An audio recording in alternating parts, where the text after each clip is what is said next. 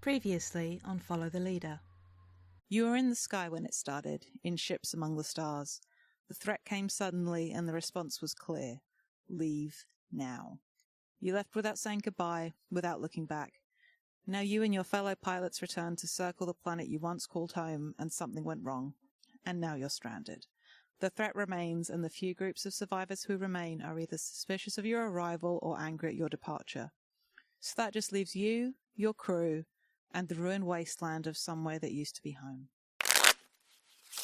So our threat could be something from the skies, vengeful androids, far distant aliens, a sudden space anomaly, or perhaps it spread from the ground, a sudden plant mutation, or an invasion, or is it undefined to be discovered throughout the story?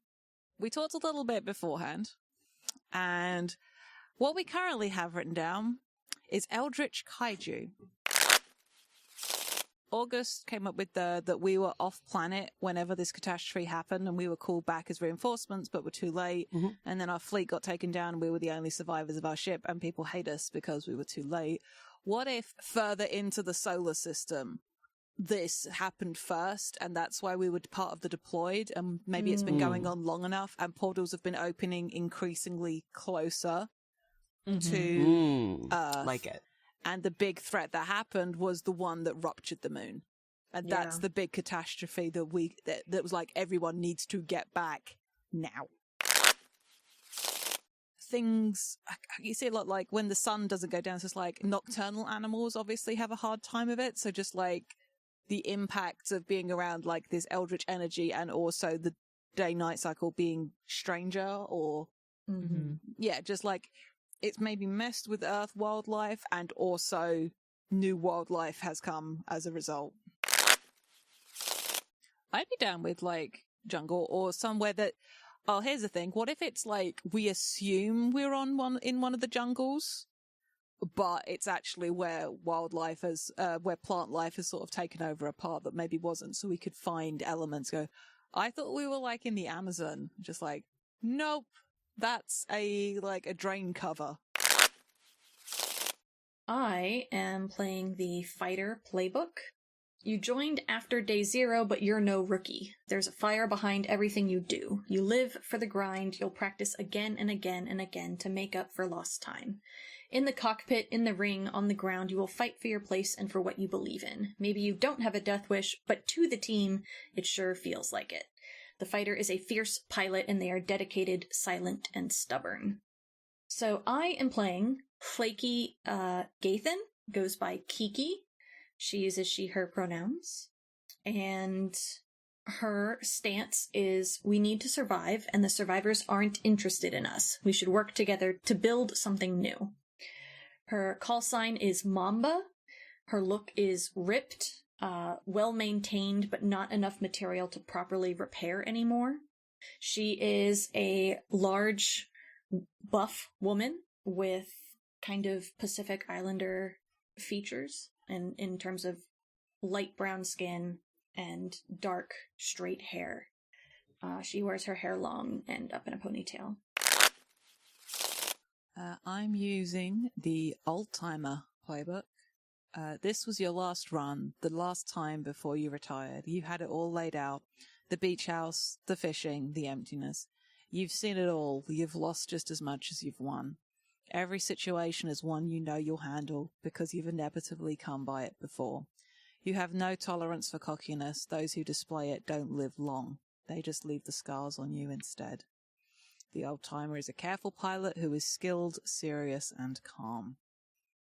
I'm playing Juniper Aurelius.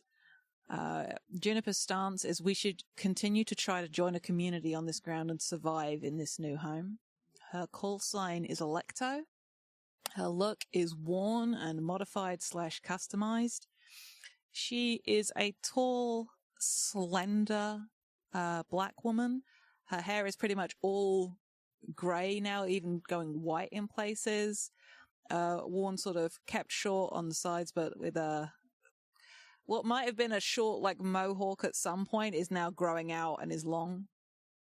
Glasses, dark eyes, scar on one side of her face, freckles, She does smile. I think she's one of those people that looks very serious up until the moment she smiles and sort of lights up the whole face. And she does smile actually pretty easily when it's not a serious situation. Like, she's not a dour person. Something she's hiding. An injury, specifically, and a reflected electrical charge has permanently messed up Juniper's heart, giving her arrhythmia and palpitations.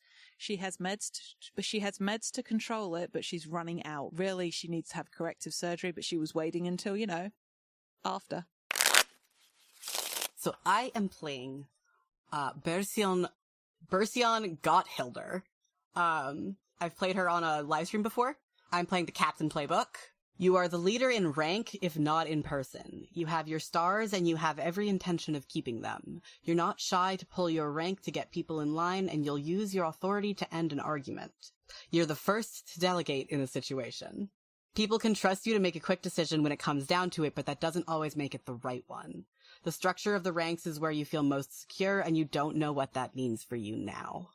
Her stance is we should continue to try to join a community on the ground and survive in this new home. Her call sign is Mama Bear. Her look is tall, severe, and proud. Her leadership style is authoritative, but not, authoritarian. An item that I've gained since the Stranding, an animal companion. I got this captaincy from a convenient death, R.I.P. Miva.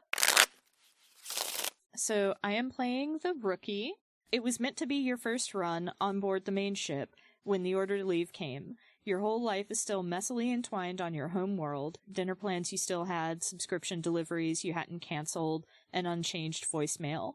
You know you deserve your spot in the team. You worked for it just as hard as anyone else. And maybe that makes you take risks you shouldn't. The Rookie is a nervous pilot, and they are meticulous, risky, and determined. Her name is Marnie Sands. I have not played her before. She is a new kid.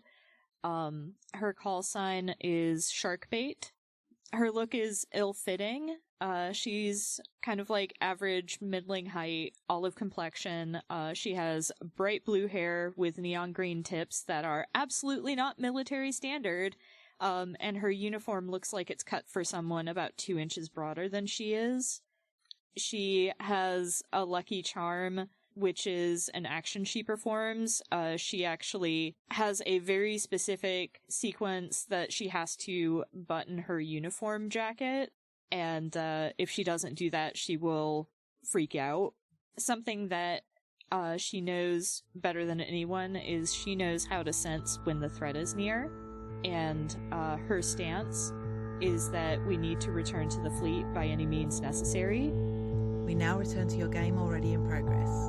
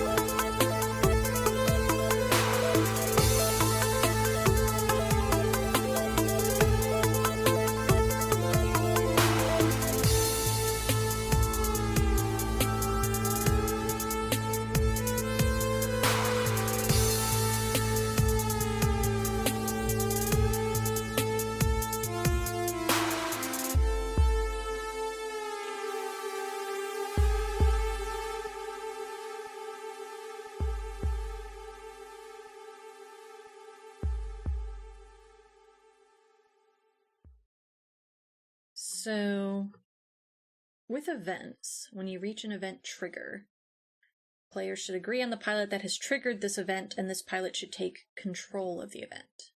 This player has access to the moves in the event, using them for themselves or dishing them out to other players where appropriate, and you play until a narrative endpoint. I think I want to give Marnie a strong move without a token in a hard bargain. Ooh. I like this. Go on. So basically, just picture August's chin hands, just like Yeah. yes. So I think what this means is you get to use a strong move. I don't actually know what your strong moves are, but I think this is in exchange for finding Kiki, Mm-hmm. perhaps. I don't know what the hard bargain is. What strong move would you think applies? I think that my determination takes the lead, saving the day, and that's how we get Kiki out of danger. But I think the hard bargain is probably something like I get to use that move, but I have to deal with like one of the consequences, like choose 2 outcomes from this encounter. Mm-hmm. Okay, so I think that you stride off into the night with your firearm. Downstream, because you can kind of see Kiki's tracks in the mud, which direction she went.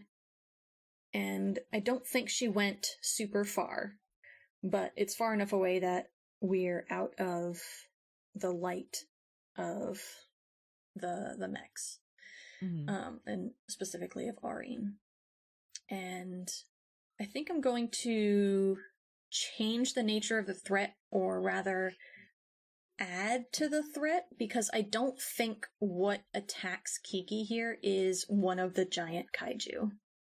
I think it is a smaller eldritch creature, or a pack of smaller eldritch creatures. Pocket raptors. This is a joke of, in Guild Wars 2, there is a particularly annoying mob in one of the expansions that just fucking destroys you because there's a bunch of just little itty-bitty things that just swarm you and kill you instantly. Have you guys, I remember seeing this something like showing what an eldritch creature might look like, and it was almost like this little colourful glitching ball of energy. Oh yeah, like you mean the Deep Dream video of a frog. Yeah, but imagine like a small pack of that, like these little undulating, flickering. I don't like that at all. Yeah. I mean, I don't like. But yeah, it's something that has this air of wrongness to it. And now I'm just thinking about, would you rather fight a horse-sized duck, a kaiju-sized duck, or a duck-sized kaiju, or a 1,000 duck-sized kaiju? Yep. Jesus. Fucking incredible. But it is like, yeah, these little glitching things. And I think maybe you hear first, and I think it's like, you know, when a turntable has the needles come off to the side and you hear that sort of bumping sound of it still turning? Imagine that. Go on. It's sort of like a regular, sort of almost like a thumping sound with a slight scratchy quality to it. Imagine that, but it's in the air. It's not a sound, like but you're all of feeling this just is that. very bad. It's very bad. Like This is what happens when people let Jade play in the Eldritch playground. I'm like, what if this? What if this thing that you hate, or what if this thing that you hate? Like, none things that I hate, please. You've come to the wrong neighborhood if you want that. Ooh, it feels like reality is hiccuping. Yeah. And I think whatever sense that you have that can sense the threat reaches like a peak in your chest, and you hear the sound of a firearm being discharged up ahead. That's not good. It's fine. This is fine. I'm definitely running headlong into this and hoping that I'm a good enough shot that I can get a headshot each time, even though they don't have heads. And there's only 9 of them because I have 8 in the clip and 1 in the chamber. Good. And I think it's Kiki kind of standing in a swarm of these things, and she's got like a heavy branch in one hand and her gun in the other. And she's not firing wildly because she is aware that, don't waste bullets. And I think maybe one of them is dribbling some kind of static where she shot it, Ooh. But she's kind of like trying to hit them away from her so they don't swarm her completely.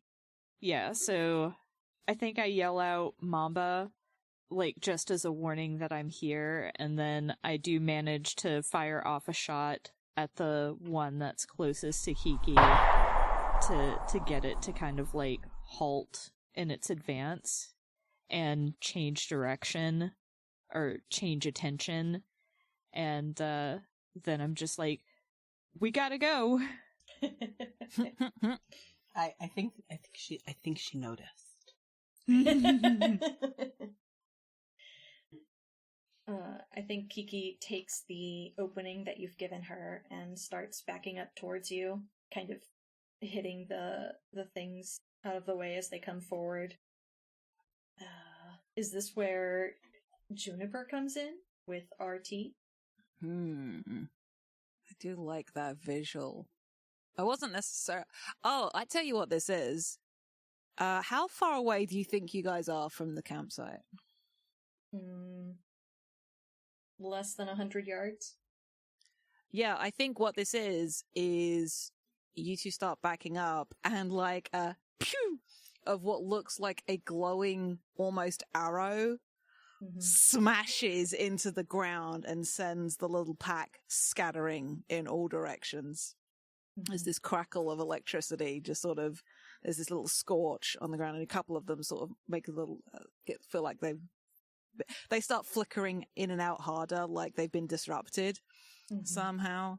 And if either of you have communicators or anything that still works, you just hear Juniper's voice going, maybe it's time to come home, children. Yeah, so I think we do make it back to the ship, but how do you think one of these outcomes comes about as part of a hard bargain? Well, I mean, you're the one who's in control of this particular event. But I mean, I feel like an injury is a really great outcome. Although it looks like it would probably be happening to Kiki. Narratively, that makes the most sense. So, what if one of these things manages to get a hit on Kiki, and she crumples, falls, cries out, and then Marnie has to circle back and fight through these things to get to her, and the other outcome is a hand reaching out as Marnie helps her to her feet and then helps her limp back to Aureen. Yeah, I like that a lot. Cool. So now we've got an injured fighter and more tension. That's sure awesome. Do. Yep. I do want to see the pet taming. So do I. I'm smiling. You guys can't see that. Yeah. Can hear it though. It's good. So I forget how I guess framing scenes in Belonging Outside Belonging games is just like, I'm a frame scene. How about it? Yeah. Yeah. All right. So Burse is probably, it's like sort of midday. She is wandering through the forest looking for either signs of civilization or basically she's scouting. Because she's got nothing better to do than scout for, resources. And as she is doing so, does anybody want to, play against me, or should I just, frame this as, a little solo scene? I will if you want. Yeah, I mean, I don't want to just, sit here and monologue for... No, that's fair. Yeah. Or rather, I feel bad sort of taking over the space to sit here and monologue for a second.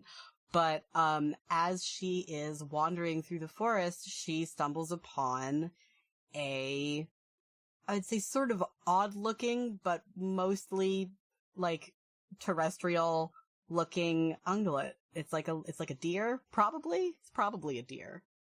But it seems young and slightly injured, but not enough that she would feel like she'd have to, put it out of its misery for its own good. And she's just gonna sort of approach it cautiously making sort of soft shushing noises as the thing looks a little afraid. Mm-hmm. I'm quickly Googling an animal fact about mine, Ray. Cool. I don't like that. No, it's just... Danielle, what's the thing where cat's eyes do the glowy thing? Oh. It is the tapetum lucidum. Thank you. I kind of like the idea of applying the survivors to this, like the survivors event. Oh, that's fun. Like, I feel like it doesn't exactly fit, but like there are a couple of encounters that feel like they would fit. And I love the move, trust is hard-earned, but shaky understandings are won for now, to kind of, like, represent how Burse interacts with her animal companion. A friend. Yeah. I will say, deer do have tapetum lucidum anyway. Yeah. Which was the thing I thought they might have done, but I think, like, you're seeing it maybe more than you would. Or you've seen, like, creatures with it before. It's a different color. So rather than that sort of yellowy, reflecty look. It's like bright blue. Yeah. That's a little unsettling, but that's fine. Like, it's not constant, but, like, the light catches and you see, like, this look. Fun. And now I'm just thinking about, like, the various creatures from Annihilation. Valid. Yes, so I'm in charge of this encounter because that's the way that this works, right? That was a question. Yeah, I think that's how that works. Yeah. So 2 outcomes. A new friend. Mm-hmm. That's one of the outcomes here, is I have a new friend. And maybe a sense of new beginnings. Yeah, so I'm just gonna sort of, like, make a sort of shushing noise as I come closer to this little deer thing. And eventually I get close enough to take a look, and I think that maybe it's got some sort of injury from the spooky pocket raptor-y things, the weird orbs that are awful, terrible little creatures. It's got some sort of, like, weird injury from that. Looks like maybe one of them took a bite out of its side. But it's something that, with a little bit of coaxing, a lot of coaxing, and some very, very gentle words, Burse is able to, sit down on the ground next to it and apply some, like, healing gel to it. And this thing is young, too. It looks like it's like not quite ready to leave its mother, but after a little bit of searching, or, just looking around a little bit, it looks like its mother was lost to these horrible little orb things that you've forced me to interact with. Okay, I just dropped a picture of the mutant deers from Annihilation. Looking at these two, imagine the one that's on the back with the modelled colours. Ooh, I like it. But, like, the limbs are a little bit longer and have an extra joint. Ooh, sexy, very creepy. Love it. Yeah, so, I think I'm gonna put this happening sort of upstream, and I'm gonna just sort of draw a deer. And I think, at first, like, this baby tries to get away, like, it backs up, but it can't put enough weight on, its limbs to get up. Oh. And I definitely, I sort of go, shh, it's all right, it's all right. And sort of am, like, coaxing it very softly. And eventually, I feel like she manages to get close enough to smooth some, like, sort of healing salve or something on it. Oh, and why do I keep wanting to make this more upsetting? Why do you do this to me? No, I just, like, think, I think it makes, like, a little noise as you do so. And I just think, what's the most unsettling noise that a deer, like, and I think it's I hate you. Very... No, I think it's something like, it's distressingly like a human infant. Burse just sort of looks down in this thing like, cool. Well, this is my child now, and I don't like that. Yeah. It's not fully human sounding, but it's like the way that cats sound like human infants sometimes when they're screaming. But more so. Hate it. You're welcome. Thanks. Thanks, Jade. Yeah. I should come with a warning sticker, like, you should. Warning. Warning. Loves to create unsettling bullshit. Here we go. I've put the deer on the map. I like the thought that when this creature is fully grown, it's going to have very long limbs and be very big. Mm-hmm. But right now it is just baby, so... Yes, it is baby. And Burst is gonna gather it up in her arms and bring it back with her to Ori and the rest of the group. And she's gonna glance back at the dead mother and go and sort of squint at it and be like, And she's gonna mark it on the little map that she's been making, which is, I guess, why she's out here. And then she's gonna go back and, as she returns back to base camp, she sort of points at trying to decide whether whether it's funnier to have Marnie do this or if it makes more sense for Kiki to do this because Kiki is much stronger. I think she's going to say, "Shark bait. I have brought us a friend. There is a dead deer. Its mother. Go get it. We need food." She hands the map. She says, "Go fetch."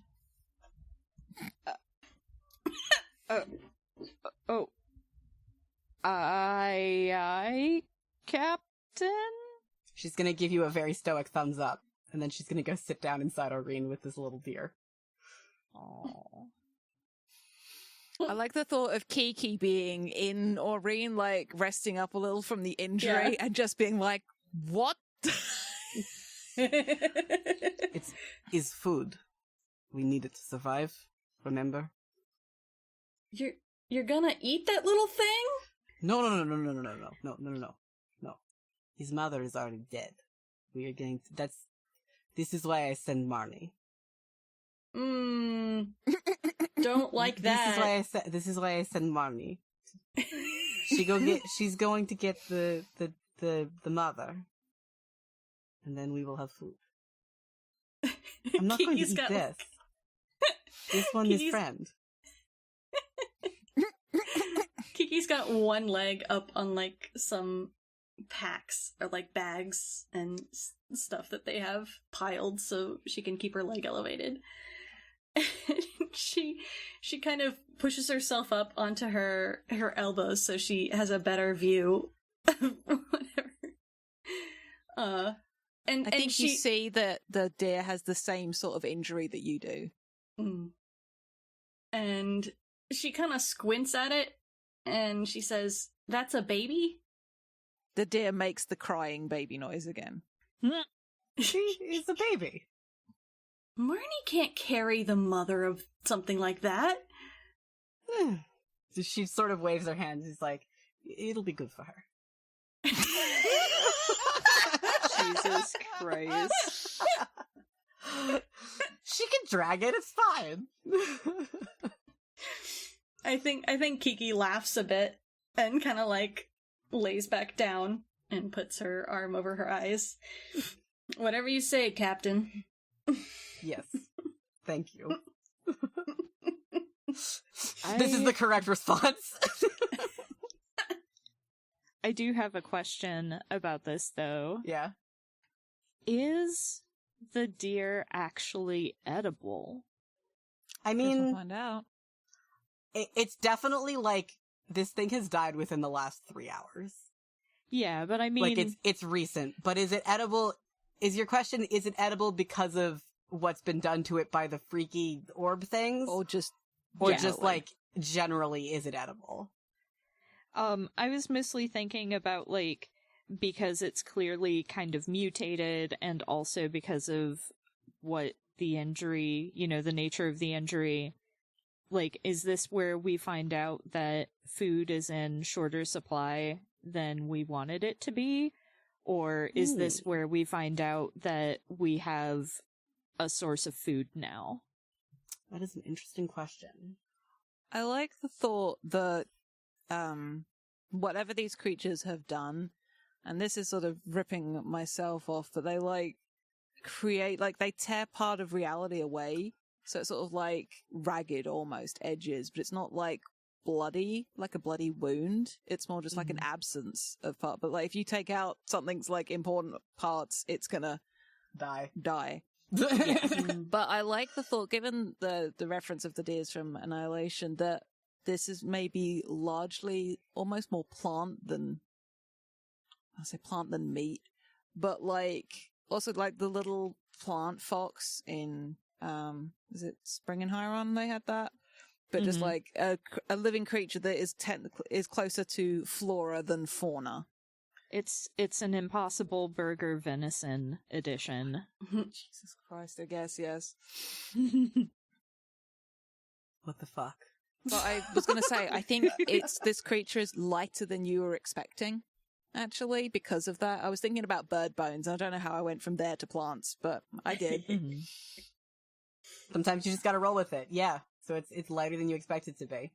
It is now less impressive that Purse carried this thing back to the base camp. I think it's more like it's large enough that it's still an impressive act to do. It's fair. But it still looks like a little baby in her arms because she's big. She boof. She beefy. All right. Anyways. Is that the end of the scene?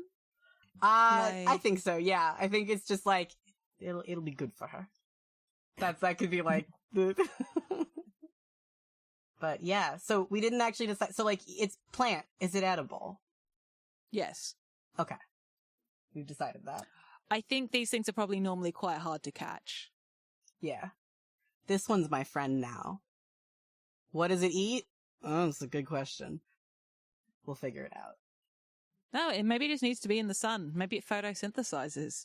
That could be fun. Just eats for fun. Like maybe it just like occasionally eats other foliage. I was going to say carnivorous plant. No, a cannibalistic plant in that it eats other plants. Is that how that works? Actually, just to make this even more distressing, sorry, Sam, I hate you.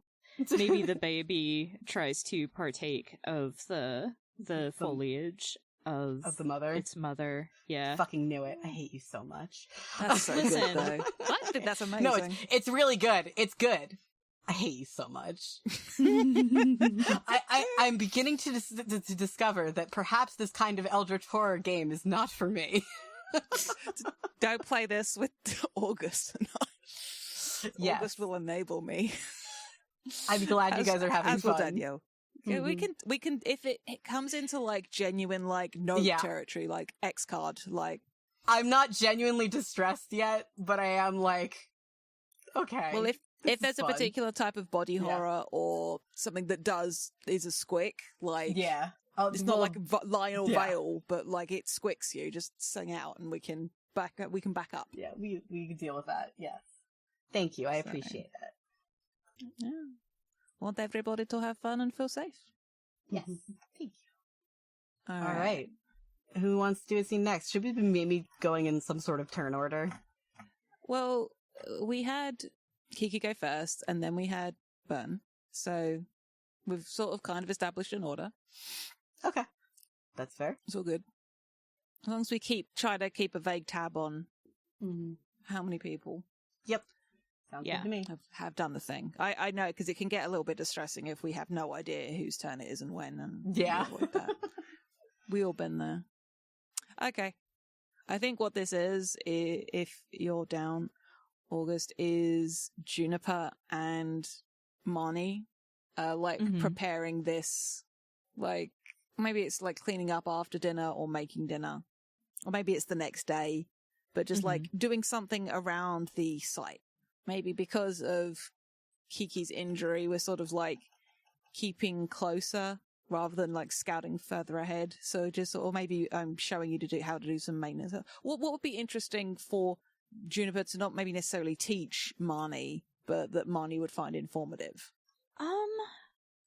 I think, I don't know, there's part of me that's like, I think Marnie would express interest in whatever Juniper is doing, but she would be kind of unhelpful no matter what. So I kind of like the idea of, like, Juniper trying to do some work on one of the mechs, and, like, Marnie's kind of, like, hovering around, but, like, Juniper asks for a certain type of spanner, and Marnie brings the wrong one. Multiple times. Yes. No, Yes. I put the visual of going, okay, let me go over some basics here with you, if, you know, and just, like, goes to the toolbox with her and starts, like, pointing out different shapes. Just like, that's this one. That's this one. And, like, maybe offers, like, a trick for recognizing them. I like that. It's good. And Marnie's just like that manga panel where the character's just like, ah, yes, I understand. now. And then, yeah, and then the editor's note does not understand at all. I was picturing the moment in Into the Spider-Verse where Peter B. Parker is, like, hand on chin, just, like, thoughtful, and Miles is just copying him. Yes, that's good. That's good. I do like that you were referencing Pop Team Epic, though. I appreciate that. I think as this lesson is going on, Juniper just looks at Marnie, just like, how are you doing? I mean, I feel like I'm keeping up. Not what I meant, Sharkbait. Ooh ha ha. That's not in character. I was like, are we gonna do this every time? I'm gonna try not to. Let me see. I feel like I'm going to make a weak move here, but I need to double check my weak moves. Oh, actually, are you asking about my old life? It's free real estate. I mean a token. I think it is more just like, okay, I think the way just like, I'm sure this is nothing like what you were doing before all of us. Whatever that was. I mean, you know, someone as great as me can't be contained in the walls of a university, so I figured I'd go out and see the universe. But it just landed me right back here, so... Intellectual type, huh? What were you studying? I was an undeclared major, you know, you gotta sample the buffet before you pick your main meal, right? I'm a long past my buffet days. I sort of know what I like. Sort of forget that there might have been a time before that. Yeah, well, fair enough. You're young. Why not try everything? In fact, do try everything, at least once. Unless it seems like a really bad idea, or it'll get you arrested. In which case, make sure you got either an alibi or somebody with enough to bail you out. Marnie makes awkward finger guns and is like, you got it. Juniper does significantly less awkward finger guns back. Just like, I gave up on shame about this decades ago. Finger guns with confidence. Yeah, so get yourself a token, Jade. Alrighty. I thought you got a token. No, the lure is when someone asks about your old life, they gain a token. It's to encourage other players to interact on the playbooks. Yeah. I think that was what, now I remember Daniel mentioned just like, oh, is this backwards to other? This is the inverse of how it normally works with these. And No. That was in reference to, like, my playbook says to make a strong move, I gain a token, and to make a weak move, I spend a token, but that's not how it's supposed to be. Okay. Oh, so it's just, like, written wrong. Yeah. It's probably a typo. Mm-hmm. Alrighty. Is that scene, do we think? Is it just that small sort of moment? Would you want more here? I kind of like that small moment. Yeah, I'm good. Dig it. It just feels good to have some kind of like emotional quasi-intimacy, attempts at emotional intimacy. Yeah. Giving it our best shot, anyways. I really appreciate how much of a twink Marnie looks in this picture, so. Yeah. We're all It's just good. like big buff women, and then Marnie's just To be like, fair, what's my that shirt's really too good? big. I'm just remembering that. I'm not to make assumptions about Marnie here, but I remember that tweet about some guy talking about being at Pride and a butch lesbian hit on him thinking he was a lesbian. Yeah. And he thought she yeah, that's literally Yeah. that's literally just Marnie. Yep. Visually, But yeah, anyways. Yeah, I love that sort of young dyed hair queer of ambiguous sexuality. It's just very good. It's a good design choice. Yes. It's just like that child is a queer. I know this much. I may not know anything else, but Which I do know striped this me, I much. have no idea, but this is clearly one of us. I would like to bring them into my fold. That kind of vibe. Just like, Yes. oh, yes. Baby queer. Must protect. She definitely accidentally kissed a twink. Well, I mean, she intended to kiss the twink, but she didn't realize that he was gay. Yeah. Yeah. Mm-hmm. Very good. I love her. She's such a dumbass. Yeah. She's good. So we can sort of complete our turn order. Did you want to pick a scene to do, August, if you feel up to framing one? I think it's about time that we discover some abandoned cars. Hell yeah. Like, maybe Bruce has ordered Marnie and... Ordered somebody else to do Yeah, to do some scouting. yeah. Is Kiki's leg doing better? I think it's probably well enough that she can use some, like, crutches to get around. Maybe not enough to start, like, doing work yet. Yeah. Yeah, but she can be, like, a lookout or something. Yeah. Like, they're not here to do, like, super time-sensitive work. It's more just, like, trying to make sure they're not disturbing too much as they go about things. Maybe even just, like, trying to see if there are medicinal plants around. Mm-hmm. Yeah. Pitch. Mm-hmm. We're going in Artie.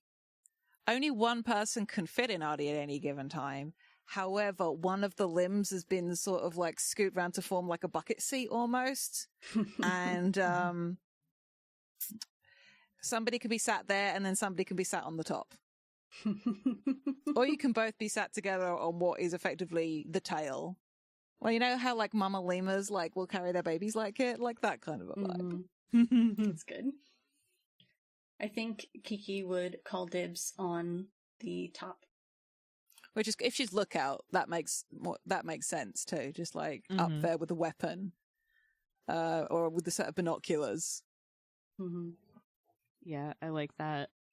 And does Artie have like scanners and stuff that we can use? Like, they've got to, right? Yeah, like that's what Artie's built for. I think most of them are cockpit focused because like you can see the scanners, but I think unless you've tapped into it externally, or maybe I've just got a feed in, maybe you've got like a data pad that's hooked into the same stuff I'm seeing, and you're watching that so I can concentrate on navigating the terrain.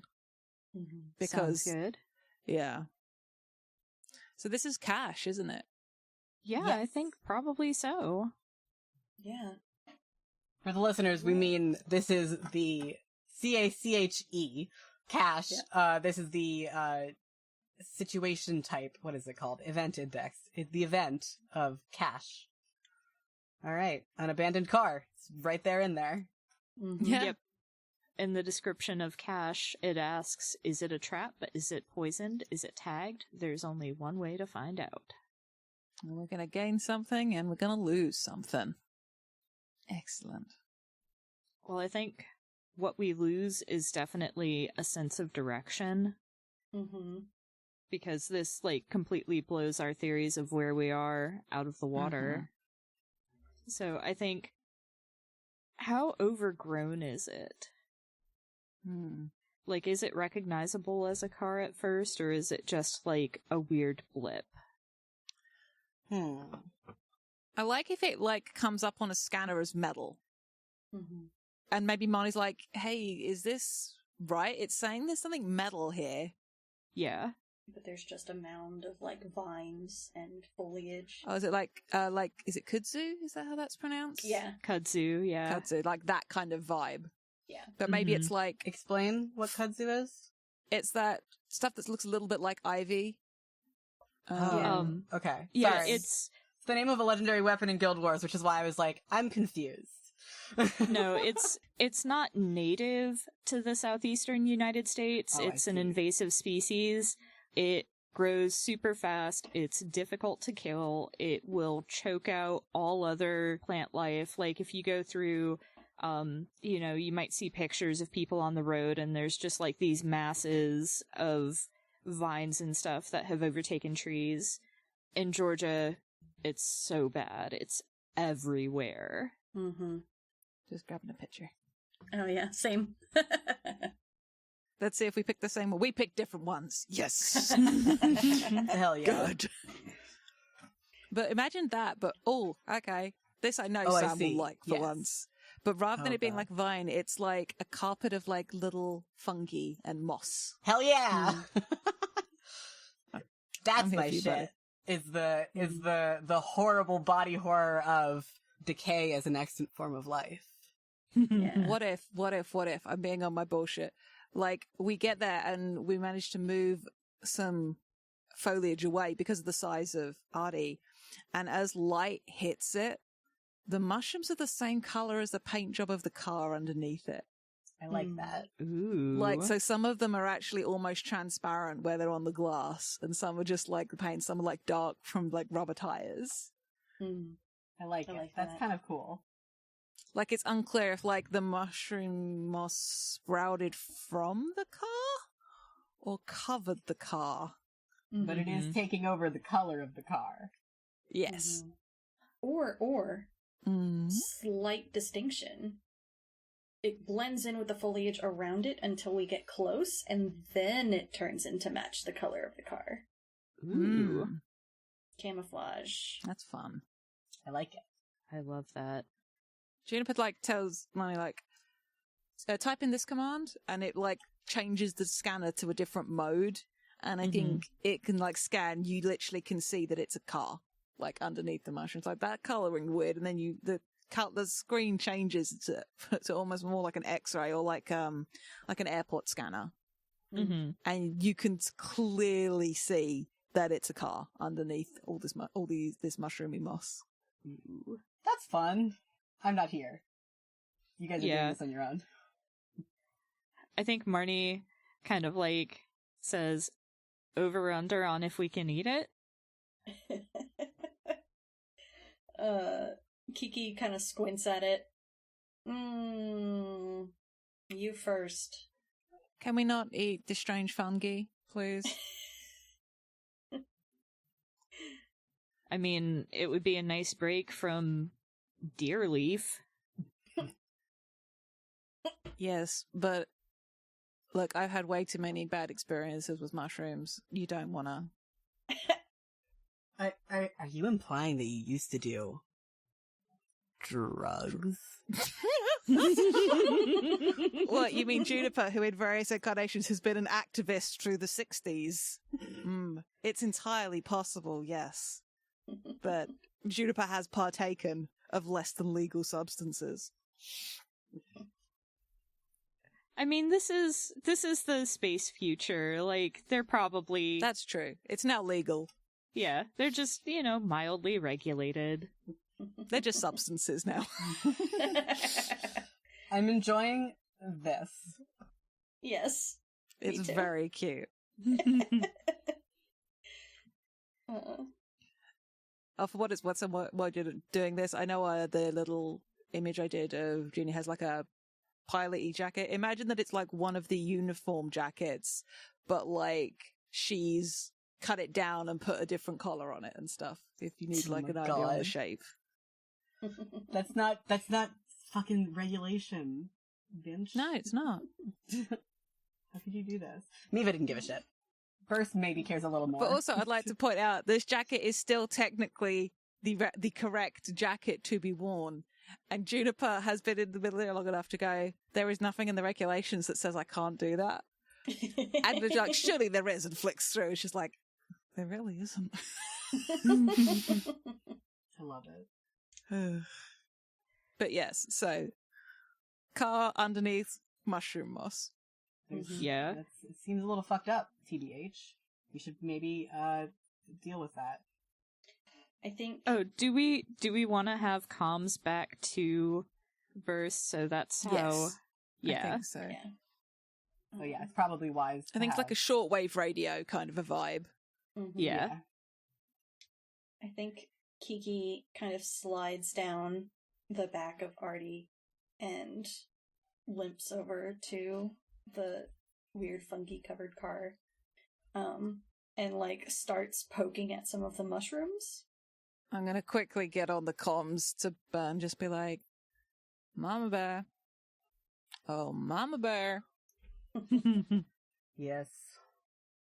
Hi, Mom. We I'm have not your found mother. what that would be a miracle in more than one sense. We've found what looks like a car. Burst is quiet for a second and goes, that would be unusual. Yeah, Kiki's poking it right now. That doesn't seem like a wise decision. Well, in the wise man's of somebody smarter than me, Captain. Fuck around and find out. I'll keep you posted. Please do. Please do. There we go. That's the correct accent there. Forget how much all of my characters are just a little bit assholey like this. Just like a little bit of an asshole, but enough that it's just like, all right, okay. You seem like you're trying, so I'm gonna just not even bother. Mm-hmm. I think Kiki finds like the door handle under the fungus and pulls on it. It's kind of stuck. Pulls on it harder until the door just comes out of the frame. Probably because it's rusted and weak. Kiki's also very strong, and she looks back and up at Marnie and says, "You want to go see what's inside?" Marnie puts on like a fake Minnesotan accent and is just like, "You betcha." Is that Minnesota? I thought that was just like normal people speak. I can't do a Minnesotan accent. You betcha. So this is this is for the theater of the mind of our audience. Mm-hmm. Just know that the fake Minnesotan accent is there. Like Juniper is not English. FYI, I just don't want to do an American accent for her, but she does not feel English in my head. No, she definitely doesn't like seem English in the way that you play her either. Yeah, I feel like she's got big San Francisco queer energy. Like, that's the vibe I kind of like for her. It's either that or New York, but I feel she's a little bit more chilled out. I could see her as a New Yorker, and I could see her as in, like, San Francisco. One of those two places. She's probably lived in both. She's lived in present-day Earth, as it were. But we're getting off topic. You guys are exploring the mushroom car. Yeah. Kiki kind of like pats Marnie on the back when she comes close. Like, that's the spirit.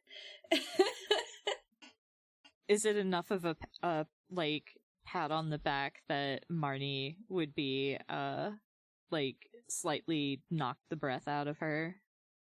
Yes. You know it. She like straightens up and like fiddles with the buttons on her jacket and is just like, all right,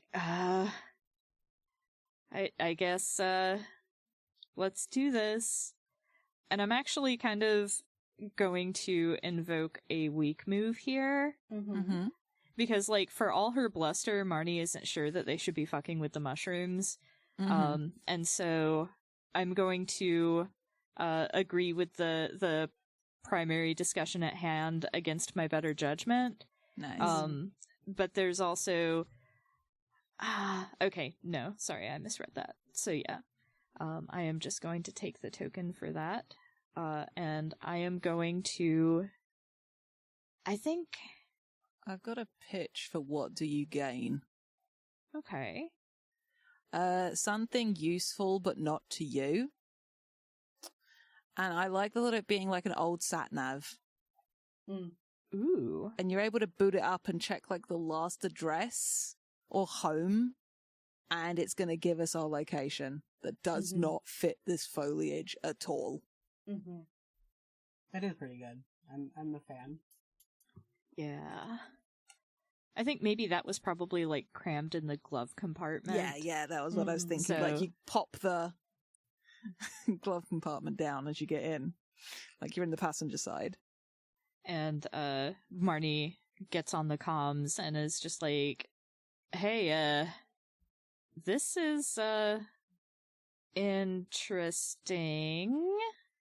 Would you like to elaborate? Interesting as we should run away fast interesting, or interesting as in actually interesting? Actually interesting this time. We have to figure out where we are now. We have to decide. We're not where we're supposed to be. I stand corrected. I mean, we kind of knew that part. Gestures at jungle. Yes, we are aware that we are not where we intended to be. We all know that we are not where we are supposed to be. That is sort of the point. I mean, we're really, really, really not where we're supposed to be. And I rattle off our coordinates according to the sat-nav. Where do we want to be? Do we want to... Pitch. What if it's something like a major city in Europe? Oh, and it's just, it just looks like a fucking, like, tropical jungle somehow. Yeah. Love it. I was gonna say, is that or like Chicago? Like somewhere in the... Oh my god. I mean, like, if it was Chicago, we'd be having a much bigger problem, because downtown Chicago is tall. There could be very tall trees in the distance, as far as we know. Where do we want to be, guys? Basically, we get a chance to discover one significant monument to do our Planet of the Apes bit, but not. It's the bean. Oh my god, no. No. August, I don't think you ever came and refuse. visited me in Chicago, but the bean is like the worst. I have read about the bean. I did not visit you in Chicago, but I have read about the bean, and It's just a big reflective bean. I think you mean Cloudgate. It's the bean. It's a bean. We all know it's a bean.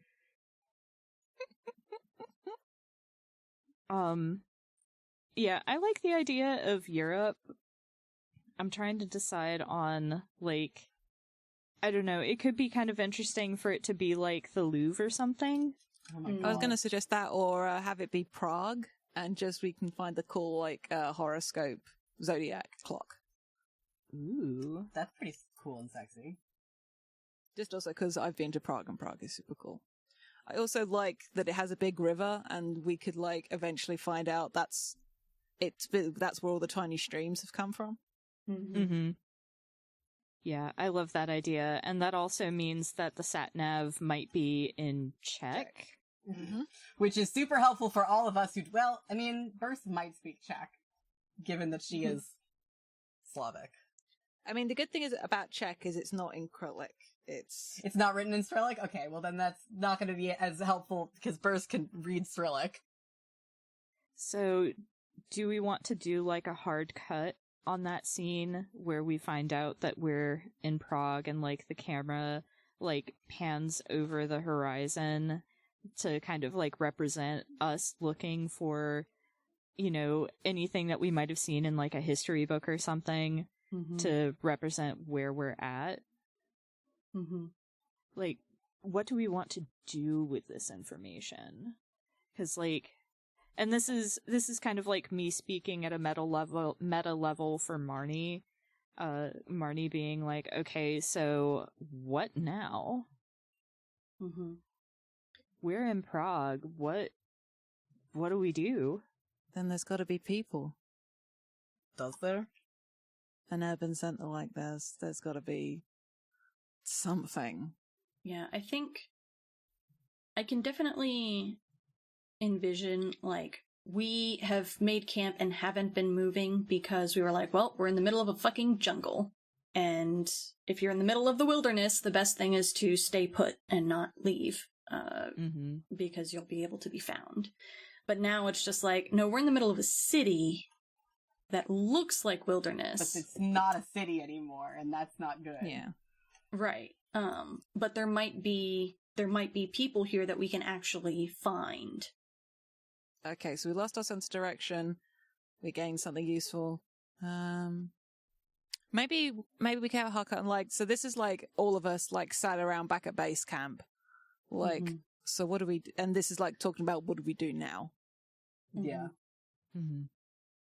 I think Juniper looks at Ben and asks, look, what do you think we should do? I'm asking for your opinion, not for you to make a decision. Thank you. Enjoy your token. So I could do a strong move here, where I have to make a decision and fast, but I guess more of an opinion of what my decision should be. She sort of takes a second to sit and like think about it. This information is unsettling. Obviously.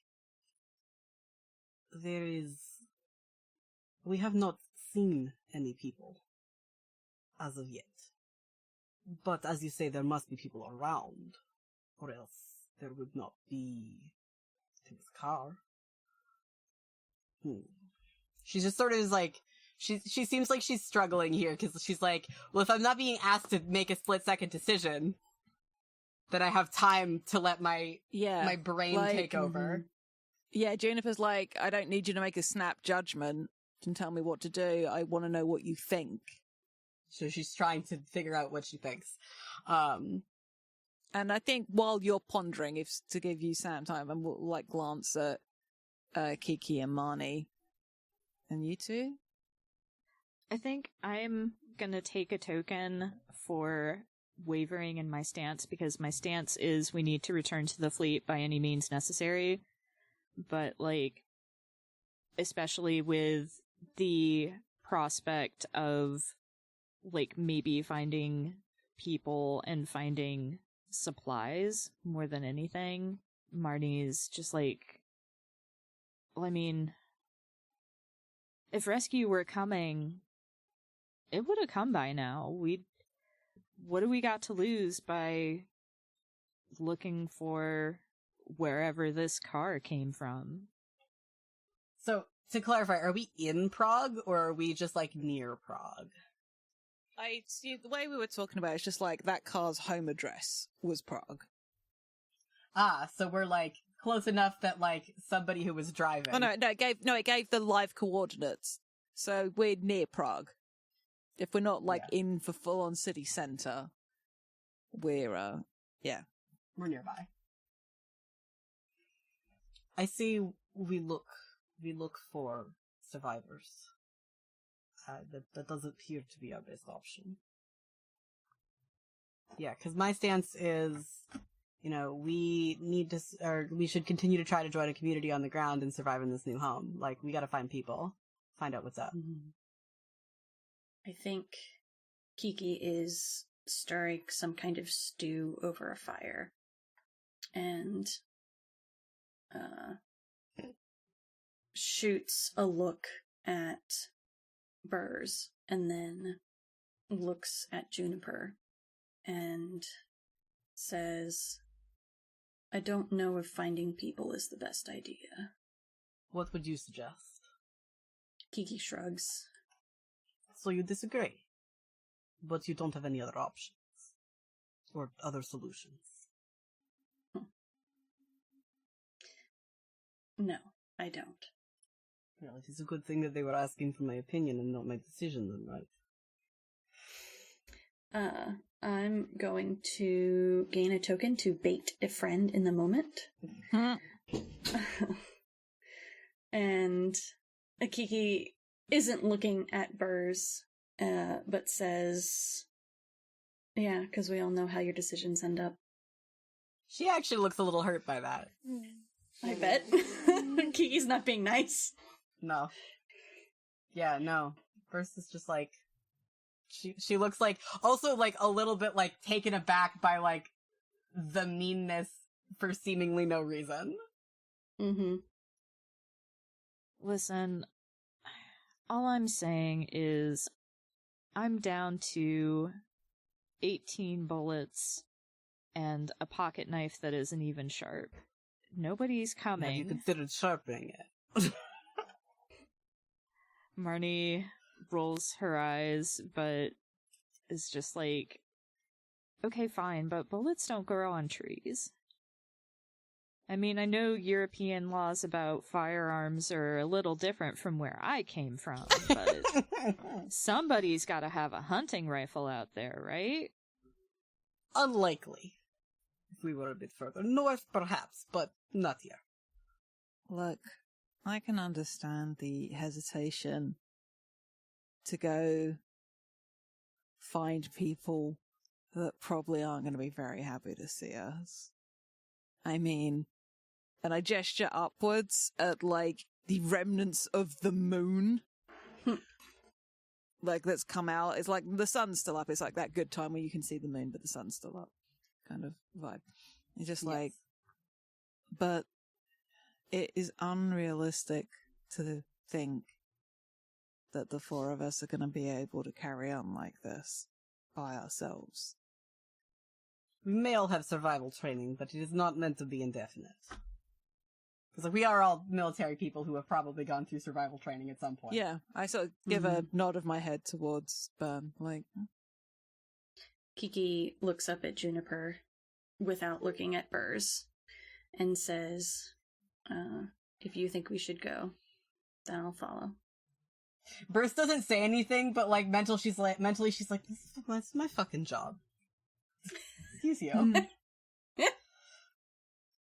And Juniper, so I think Juniper glances at Buzz and looks back at Kiki and is just like, I see what you're doing. You shouldn't do that. Kind of a look. I'm gonna spend a token to stand up against a team member I respect. Drama. And be like, hey, like... That's not either of their call. Yeah, shit's rough, but, I mean, she's our captain. I kind of, like, nod in Bursa's direction.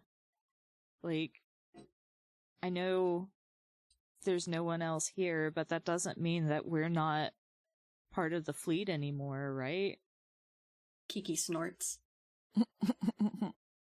But she doesn't say anything against you. Exactly. There's a chain of command here. I look at Kiki. We have not yet come to a decision, and I'm not going to make it. I'm not going to make a decision without the input of all of you here. But do not forget who is in charge. I guess that's probably a strong move, because it's probably kind of shitty I've made a whole rank like that. Hell yeah. Or, yeah, here we go. See? And an argument by pulling rank. That's a strong move. I don't have any tokens, but that's fine. Just preemptively take a token from your future self. -1. Do not forget who is in charge here. Alright. I like that being the end of the scene, to be honest. Yeah, same. Yeah.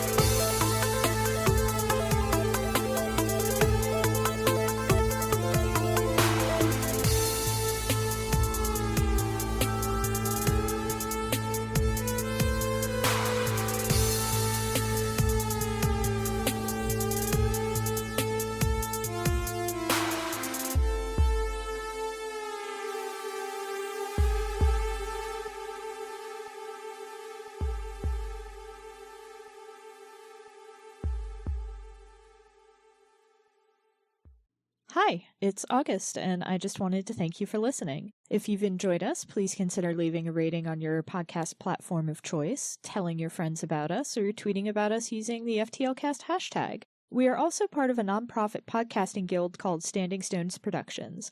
We do a variety of shows, including The Room Where It Happened and Dumb Kids Playing Hero, 2 actual play shows, and a Steven Universe discussion podcast called Gay Space Rocks. We also do live streams at twitch.tv/standingstonesprod. You can keep up with everything that we do on Twitter at stones_standing. Unfortunately, Standing Stones was already taken. Your support means a lot. Thanks again!